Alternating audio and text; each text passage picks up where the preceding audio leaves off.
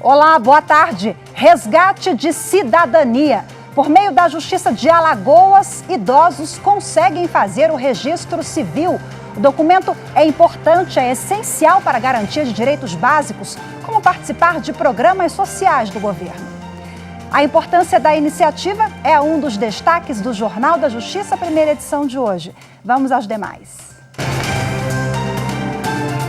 Ministra Rosa Weber, do Supremo Tribunal Federal, mantém votação da PEC dos precatórios na Câmara dos Deputados. Na decisão, a ministra Rosa Weber considerou que os questionamentos feitos pelos parlamentares se referem a assunto interno da Câmara dos Deputados. Conselho Nacional de Justiça altera normas para a transferência de presos para presídios. Com a autorização da Justiça Federal, a Polícia Federal faz operação no Piauí contra fraudes previdenciárias no estado.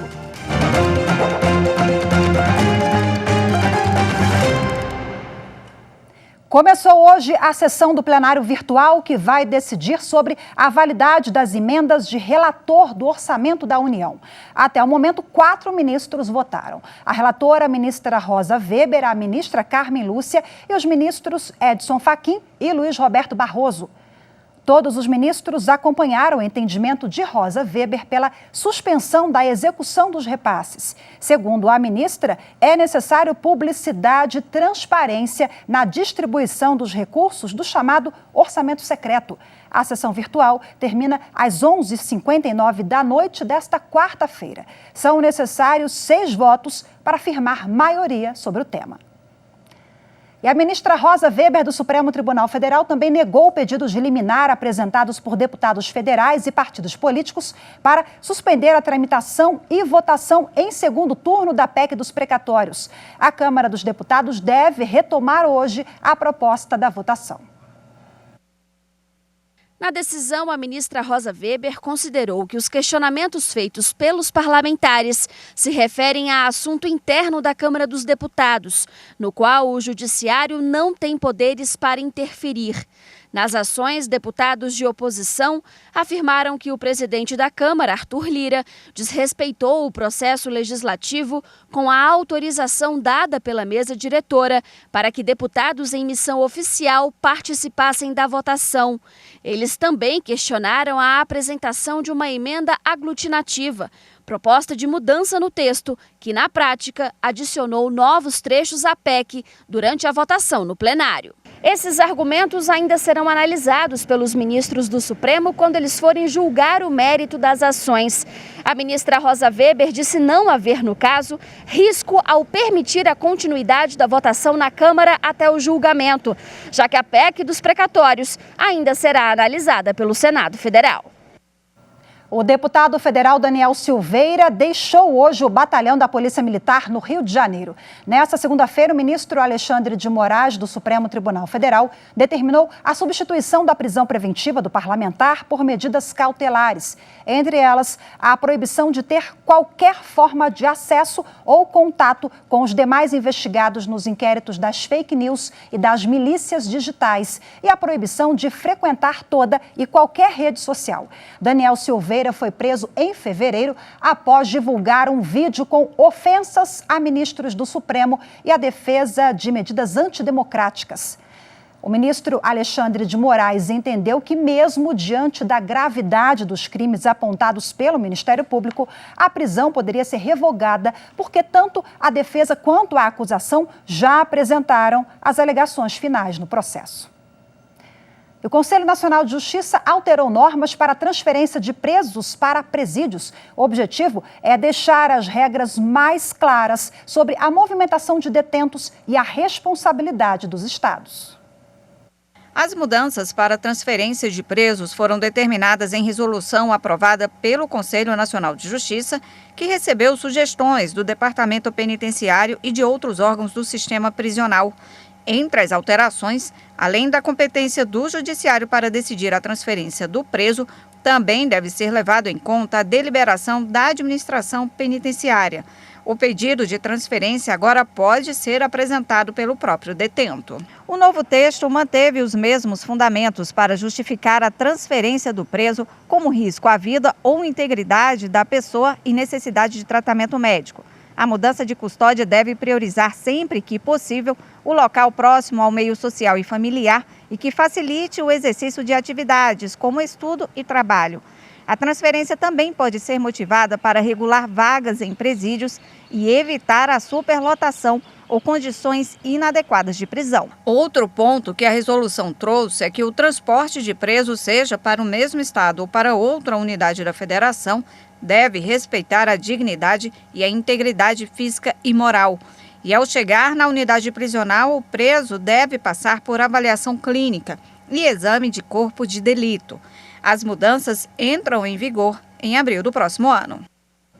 Com a autorização da Justiça Federal, a Polícia Federal fez uma operação hoje no Piauí contra fraudes previdenciárias no estado. Desde cedo, os policiais cumprem 96 mandados de busca e apreensão, prisão, busca e apreensão. 17 advogados e 14 servidores públicos foram presos. As investigações começaram em 2020 e apontam a atuação de uma organização criminosa especializada na concessão fraudulenta de benefícios de aposentadoria por idade rural, através do uso de documentos públicos falsos. Bom, até o momento a polícia descobriu que foram concedidos cerca de 2.000 benefícios de forma irregular, um prejuízo de mais de 55 milhões de reais aos cofres públicos. A OAB seccional do Piauí informou que está acompanhando o desenrolar da operação envolvendo os advogados. E você vai ver a seguir: em Alagoas, idosos conseguem um registro civil. Vamos contar essa história de resgate de cidadania daqui a pouquinho. Fique com a gente, até já.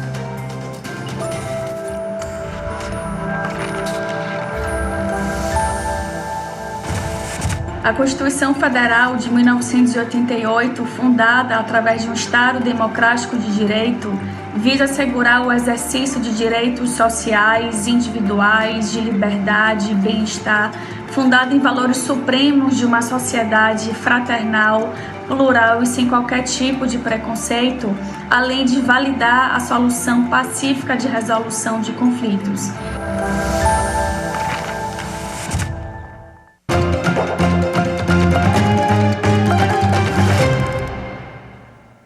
Em Maceió, Alagoas, uma ação do Núcleo de Promoção da Filiação permitiu o resgate da cidadania e da dignidade de idosos acolhidos pela Casa de Rankines. Você vai conhecer agora a história de 3 homens que só agora, depois de 60 anos, eles conseguiram o registro civil e a garantia de direitos básicos, graças ao apoio do Poder Judiciário. José Rosendo, de 81 anos, Aloísio Benício, de 70 e Genivaldo de Oliveira, de 64 anos, foram invisíveis durante décadas para a sociedade. Eles faziam parte de uma triste estatística de pessoas que não possuem nenhum tipo de documento. Seu Rosendo chegou para nós após ser atropelado, sem documentação nenhuma. O seu Aloísio chegou para nós após ele estar vagando durante a pandemia no meio da rua, sem saber de onde ia, para onde ia.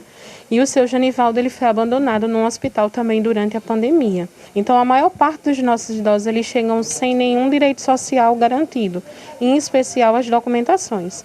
A ausência de documentos implica também na falta de direitos. E foi aí que o trabalho do Núcleo de Promoção de Filiação do Tribunal de Justiça de Alagoas começou e fez a diferença na vida desses idosos. A prontidão nessa ajuda tem sido algo que faz com que a gente sinta uma segurança, uma parceria do Poder Judiciário com as instituições. A gente era muito limitado para conseguir algumas coisas para eles, principalmente em relação à saúde, por conta dessa situação. Hoje eles têm todos os documentos graças ao Poder Judiciário que interviu, tanto na certidão de nascimento em si, como a parceria. Quando a gente não estava conseguindo outras documentações, eles interviram, a doutora com os outros juízes, para poder conseguir viabilizar.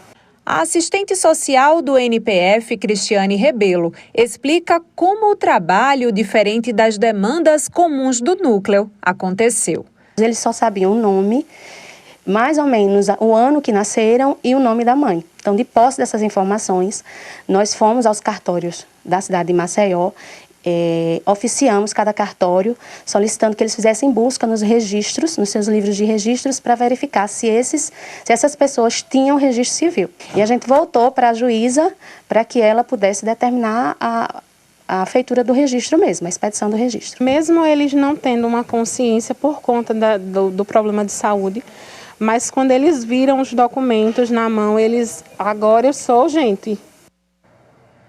Lindo, gente, que coisa linda. Quer dizer, agora sou gente, né? O Poder Judiciário nesse apoio para resgatar a dignidade, a cidadania dessas pessoas, desses brasileiros que eram invisíveis, né? Bom, para dar continuidade ao assunto, eu agora converso ao vivo com a juíza Ana Florinda Dantas, que é a coordenadora do Núcleo de Promoção da Filiação do Tribunal de Justiça de Alagoas. Boa tarde, seja muito bem-vinda. Boa tarde. Bom, conta pra gente como é que surgiu essa iniciativa, essa ideia de acolher os idosos nesse projeto de dar apoio à retirada de documentos e o registro civil que muitos não tinham. Aos 60 anos nós vimos na reportagem, mas a senhora me dizia que tem idosos até mais velhos que não tinham documento. Há cerca de 80 anos um desses aí, não é? Nossa. Na verdade, há uns 6 anos atrás, nós incorporamos ao núcleo esse tipo de trabalho por a necessidade. Uma demanda muito grande que a gente encontrava nas buscas que fazia sobre a criança e adolescente, ou então do próprio adulto, e é realmente uma população bastante invisível, né? Então, ela só se torna visível quando ela é acolhida por um abrigo, por exemplo, né? E, além do mais, eles são muito difíceis de acesso. São pessoas, assim, que não têm fácil sociabilidade, eles não têm confiança de conversar, então é um trabalho social, a assistente social tem uma função muito importante nesse tipo de trabalho. E é um trabalho, assim, de investigação, porque é complicado, né? Muitos não têm mais família pela idade, e vocês contam com o apoio de outros atores envolvidos, cartório, o Estado também tem essa parceria junto com o Poder Judiciário, doutora Ana? Com certeza, é uma parceria. Primeiro, nós trabalhamos, mesmo que a gente aborde, que a gente tenha informação de algum que seja morador de rua, a gente encaminha os abrigos, uma vez que o abrigo é que tem possibilidade da gente dar continuidade ao atendimento. Porque se você atender sem o apoio de uma instituição, fica muito difícil. Uhum. Porque demanda muitos contatos, muitas diligências. Então, se você não tem um ponto de apoio, você não consegue fazer o trabalho, a continuidade, né? Que às vezes demora, você tem que fazer buscas em diversos registros para você verificar se ele não tem registro ou se ele tem, mas perdeu a documentação pelo fato de viver, né, sem um lugar de estado, viver de rua, etc. Então, a gente tem que fazer uma busca para providenciar. E aí a gente precisa de um ponto de apoio, que justamente são os abrigos. Uhum. E eles chegam lá, muitos nessas condições de vulnerabilidade, né? Um foi atropelado e aí estava no hospital, outro abandonado pela família na pandemia. Consequentemente, por meio da documentação, agora sim eles têm acesso a políticas públicas, à saúde, a todo o apoio do Estado, que antes estavam à margem, invisíveis, né? Com certeza. O próprio abrigo tem dificuldade de dar apoio a eles sem a documentação, não é? Porque para muitos procedimentos médicos, para tratamentos oncológicos, etc., você precisa ter um documento. Então, se você não tem nenhum documento, você praticamente não existe para o Estado, não é? Então, inicialmente, a gente providencia o registro civil ou localiza o registro civil. Nós temos uma parcela deles que não é do Estado de Alagoas, é de outros estados. Nós localizamos de onde ele é para conseguir a documentação. Aí depois a gente vai atrás de CPF, identidade, título de eleitor e todos os documentos importantes, até que ele possa, inclusive, obter um benefício previdenciário, né, quando é possível.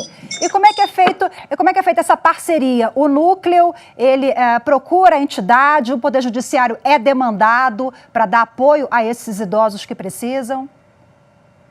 Normalmente, nós somos abordados pelos abrigos, às vezes nos chegam alguma história. através de um outro usuário do núcleo de promoção da filiação, que tem um vizinho, ou que tem alguém que ele acolhe na própria casa, por solidariedade, que essa pessoa não está conseguindo um benefício porque não tem documento, né, que é o caso da pessoa. Aqui em Alagoas, de vez em quando, tem cheias, então as cheias destrói os documentos, e na própria rua a pessoa perde ou é roubada, né, os documentos, os objetos pessoais.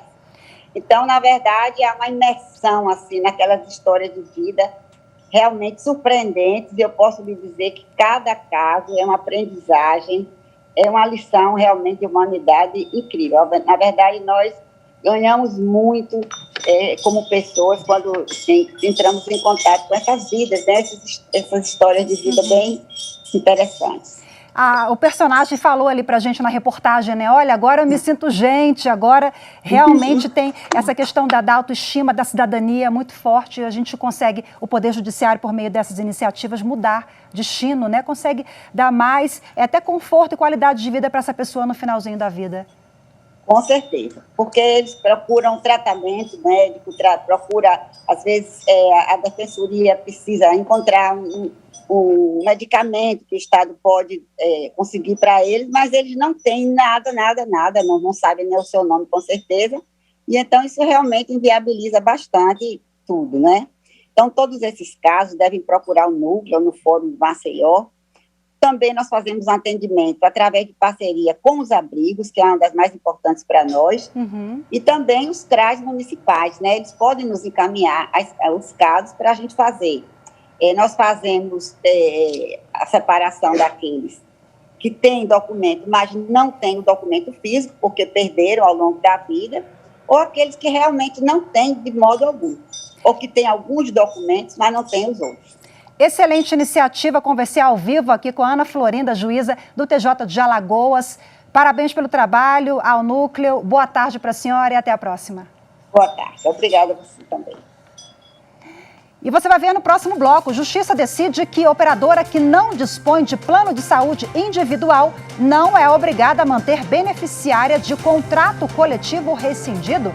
Os detalhes daqui a pouquinho, voltamos já.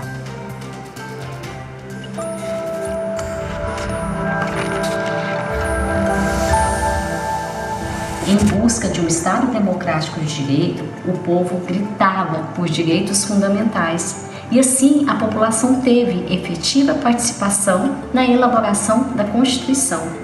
A Constituição Federal ela é muito importante, ela dita parâmetros de igualdade e liberdade. Mas a jornada até aqui ela não foi fácil. Foi de muita luta, mas de uma grande conquista para a sociedade.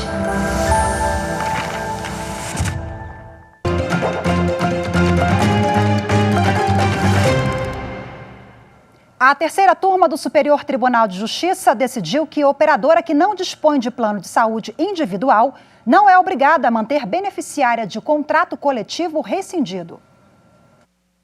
A terceira turma do STJ deu provimento ao recurso de uma operadora e estabeleceu que, por não comercializar plano de saúde individual, ela não tem a obrigação de oferecer essa modalidade para uma beneficiária de plano coletivo cujo contrato foi rescindido. De acordo com o processo, uma servidora aposentada buscava manter a cobertura após a rescisão unilateral pela operadora do contrato coletivo do qual ela era beneficiária enquanto estava em atividade.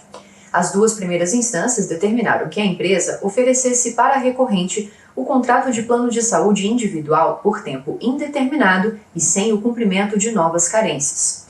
O Tribunal de Justiça de Pernambuco ainda condenou a empresa em R$10 mil por danos morais. O autor do voto que prevaleceu no julgamento do STJ, ministro Vilas Boas Cueva, verificou que a operadora alienou a totalidade da carteira de planos individuais e familiares para outra empresa e, por não mais comercializar essas modalidades, não poderia oferecer plano individual substituto quando da extinção do plano coletivo. O ministro explicou que a operadora não cometeu nenhum abuso por comunicar à aposentada, no prazo legal, a extinção da apólice coletiva, visto ser inviável o oferecimento em substituição de plano individual.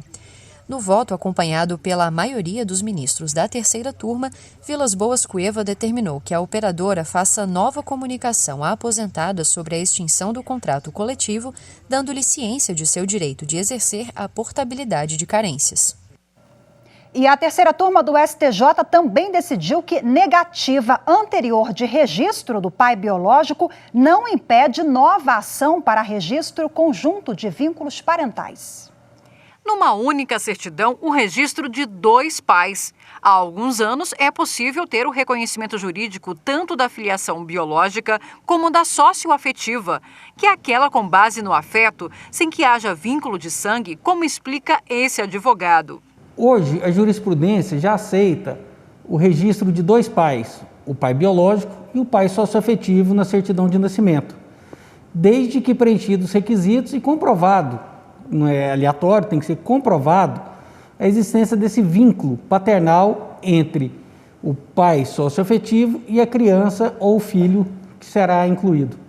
Em um caso julgado pela terceira turma do STJ, os ministros consideraram viável a propositura de ação para reconhecimento ao mesmo tempo de paternidade afetiva e biológica, mesmo havendo o processo anterior com trânsito em julgado, no qual foi negado o pedido para substituir o pai socioafetivo pelo biológico. Na ação que deu origem ao recurso proposta em 2017, o autor buscava a declaração de que o requerido é o seu pai biológico, com a consequente anotação no registro de nascimento, sem prejuízo da filiação socioafetiva já registrada. Em primeiro e segundo graus, a Justiça entendeu que o processo deveria ser extinto em razão da existência de coisa julgada. Isso porque existia uma ação anterior, ajuizada em 2008, em que foi rejeitado o pedido de reconhecimento da paternidade biológica em relação ao mesmo suposto genitor. Houve a coisa julgada. Sobre a coisa julgada, você não pode mais mexer. Se você tem a segurança jurídica, se você ficar revisitando aquela matéria a todo momento, você acaba criando uma insegurança, o que o direito não permite. O direito propõe a segurança jurídica aos cidadãos. Não havendo essa segurança jurídica, cria-se a instabilidade. Para o colegiado, a renovação do pedido de reconhecimento da paternidade biológica deu-se em extensão e com fundamentos jurídicos diversos, o que mostra que a nova ação é absolutamente distinta da anterior. O ministro Marco Aurélio Belize, relator do recurso, ressaltou que na ação anterior, o juízo de primeiro grau chegou a julgar procedente o pedido de reconhecimento da filiação biológica com base em exame positivo de DNA. A sentença, todavia, foi reformada pelo tribunal sob o fundamento de que o vínculo socioafetivo, que havia perdurado por mais de 40 anos, deveria prevalecer sobre a filiação biológica. Já no segundo processo, o pedido do autor é baseado na identidade genética e na possibilidade de coexistência da paternidade afetiva com a biológica, sem que uma se sobreponha à outra. E hoje tem sessão nas turmas do Supremo Tribunal Federal, daqui a pouquinho, a partir das 14h. A consultora jurídica da TV Justiça, Gisele Reis, traz agora os destaques das pautas. Na primeira turma do Supremo Tribunal Federal, há 17 processos que podem ser julgados. 14 são da relatoria da ministra Rosa Weber e 3 são da relatoria do ministro Roberto Barroso. Em um desses casos, um ex-juiz pretende rever decisão do Conselho Nacional de Justiça que negou a revisão disciplinar da pena de demissão que foi aplicada pelo Tribunal de Justiça do Estado do Mato Grosso, em razão de condutas incompatíveis, tais como ausências injustificadas, embriaguez e morosidade. Já os ministros da segunda turma podem analisar 9 processos. Constam vários recursos apresentados em habeas corpus e mandados de segurança. Na pauta está o pedido do Tribunal de Contas da União, que busca afastar a prescrição reconhecida em favor do ex-prefeito do município de São Carlos, que o desobrigou a ressarcir os cofres públicos em razão de supostas irregularidades nos contratos firmados entre a Prefeitura e o Fundo Nacional de Desenvolvimento da Educação. Consta também recurso da mesa diretora da Câmara Legislativa do Distrito Federal contra a decisão que declarou inconstitucional a emenda que tratou sobre a organização do Tribunal de Contas do DF por ofensa à lei orgânica do Distrito Federal. Para mais detalhes da pauta, acesse o site do Supremo, stf.jus.br. E pelo canal do STF no YouTube, você acompanha as sessões das turmas, que acontecem sempre às terças-feiras, a partir das 14h. O nosso canal é o @TV Justiça Oficial. O Jornal da Justiça, primeira edição de hoje, fica por aqui. Muito obrigada pela sua companhia. Ótima tarde para você. Te espero amanhã. Tchau, tchau.